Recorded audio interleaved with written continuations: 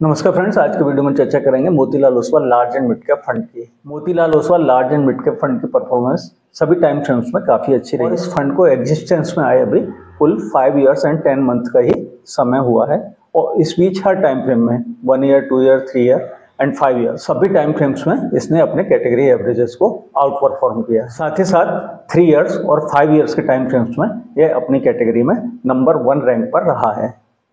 इतने अच्छे रिटर्न्स देने का कारण है इस फंड द्वारा फॉलो की जाने वाली ग्रोथ इन्वेस्टमेंट स्ट्रेटजी। फंड बहुत ही एग्रेसिवली इन्वेस्ट करता है, जो कि आप देखेंगे जब अभी हम डिस्कस करेंगे फंड की इन्वेस्टमेंट स्ट्रेटजी को, तो उसमें आप ये बात नोटिस करेंगे कि फंड कितनी एग्रेसिवली मार्केट में इन्वेस्ट करता है हायर रिटर्न्स जनरेट करने के लिए कैटेगरी एवरेज से। तो फंड की इन्वेस्टमेंट स्ट्रेटजी डिस्कस करने से पहले डिस्कस कर लेते हैं इस फंड के रिटर्न्स। इस फंड ने 1 ईयर के टाइम फ्रेम में रिटर्न्स जनरेट करके दिए हैं 7.08% के, जबकि कैटेगरी एवरेज है सिर्फ 1.98%। तो 1.98% को आप 2% मान लीजिए। कब भी इस फंड ने 5% से आउट परफॉर्म किया है अपनी कैटेगरी को 1 ईयर के टाइम फ्रेम में, जो कि एक आउटस्टैंडिंग आउट परफॉर्मेंस है। यदि 2 ईयर टाइम फ्रेम की बात करें तो यहाँ पर भी एक बहुत मेजर आउट परफॉर्मेंस आप नोटिस करेंगे, जहाँ पर कि फंड ने रिटर्न्स दिए हैं 30.39% के, वहीं कैटेगरी ने रिटर्न्स दिए हैं सिर्फ 21.45% के।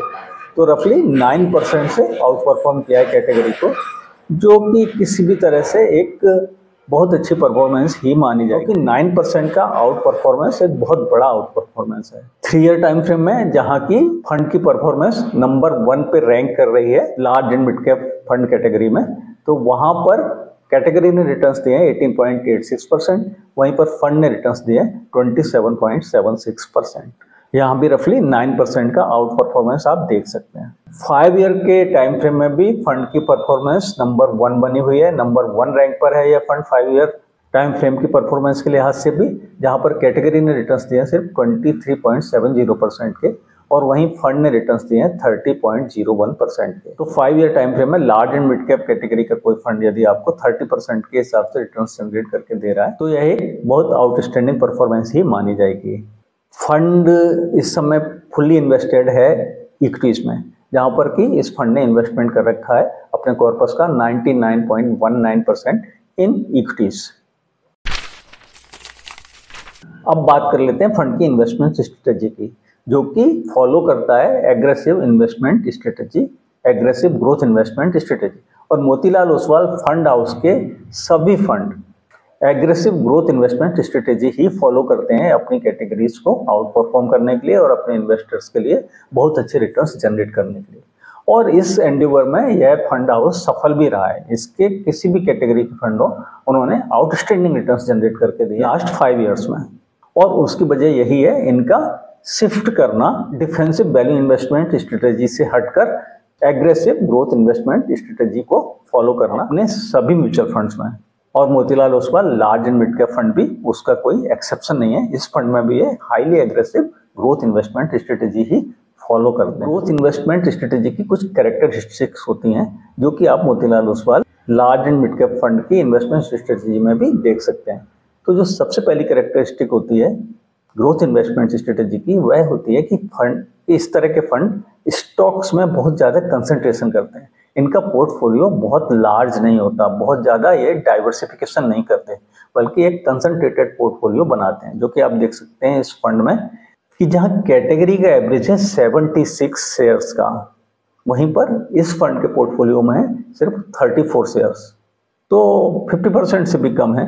तो आप समझ सकते हैं ये कितना कंसंट्रेटेड पोर्टफोलियो बनाकर चलते हैं। अब आप कह सकते हैं कि इससे ये अंडर डाइवर्सिफाइड फंड हो गया और जिसके चलते इस पर रिस्क बढ़ जाएगा, लेकिन ऐसा भी नहीं है, क्योंकि 34 शेयर्स भी काफ़ी होते हैं। रूल ऑफ थंब ये है कि आपके पास यदि 30 शेयर्स हैं किसी पोर्टफोलियो में, तो वह पोर्टफोलियो एडिक्वेटली डाइवर्सिफाइड पोर्टफोलियो माना जाता है। पोर्टफोलियो में 30 से कम शेयर्स होने पर वह अंडर डाइवर्सिफाइड और 30 से ज़्यादा शेयर होने पर वह ओवर डाइवर्सिफिकेशन की तरफ मूव करने लगता है। तो फंड के पास 34 शेयर्स हैं, जो कि एडुकेटली डाइवर्सिफाइड फंड यह माना जा सकता है। Fund growth investment strategy follow करता है, इस बात का दूसरा प्रमाण मिलता है इस फंड के मार्केट कैप एलोकेशन में, जहां पर कि सेबी के नियमानुसार कम से कम 35% आपको लार्ज कैप कैटेगरी के स्टॉक्स में इन्वेस्ट करना है और अनदर 35% आपको इन्वेस्ट करना है मिड कैप कैटेगरी के शेयर्स में, और बाकी का जो 30% है वह फंड मैनेजर्स अपने डिस्क्रिप्शन के अनुसार किसी भी कैटेगरी के स्टॉक्स में इन्वेस्ट कर सकते हैं और चाहे तो डेब्ट या कैश भी अपने पास रख सकते हैं। तो जहां पर कैटेगरी एवरेज है लार्ज कैप में इन्वेस्ट करने का 48.94%, रफली 49% मान लीजिए, वहीं इस फंड ने बेयर मिनिमम जितना के इन्वेस्ट इसको करना ही है सेबी के इंस्ट्रक्शंस के अनुसार उतना ही इसने इन्वेस्ट किया है 35.14%। इससे कम तो ये कर भी नहीं सकते थे।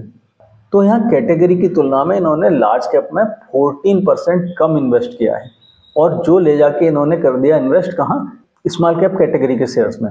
तो यहाँ पर आप देख सकते हैं कि इन्होंने लार्ज कैप में कम इन्वेस्टमेंट इसलिए किया क्योंकि वहाँ पर रिटर्न्स कम मिलते हैं, थोड़ा स्टेबिलिटी तो ज़्यादा रहती है लार्ज कैप शेयर्स में बट रिटर्न्स कम मिलते हैं, और स्मॉल कैप शेयर्स में थोड़ा वोलेटिलिटी अधिक होती है लेकिन रिटर्न्स ज़्यादा। तो जो भी aggressive growth investment strategy follow करने वाले फंड होते हैं वह अवॉइड करते हैं लार्ज कैप में ज़्यादा एक्सपोजर को। जितना मिनिमम रिक्वायर्ड है सेबी के नियमानुसार उतना तो करना ही पड़ेगा, लेकिन और उतना ही इस फंड ने किया भी है, लेकिन बाकी का जितना ये मैक्सिमम हो सकते थे इन्होंने पार किया स्मॉल कैप शेयर्स में, जिससे कि इन्वेस्टर्स को ज़्यादा अच्छे रिटर्न्स मिल सके। तो स्मॉल कैप शेयर्स में जहां कैटेगरी एवरेज है 11.49, वहीं पर इस फंड ने अपने कॉर्पस 24.79% इन्वेस्ट करके रखा हुआ है स्मॉल कैप शेयर्स, जो कि कैटेगरी एवरेज से करीब करीब 12% से भी ज़्यादा एक्सपोजर है इनका स्मॉल कैप शेयर्स में, जिससे कि यह बेहतर रिटर्न्स जनरेट करके दे सकें कैटेगरी की तुलना में अपने इन्वेस्टर्स को।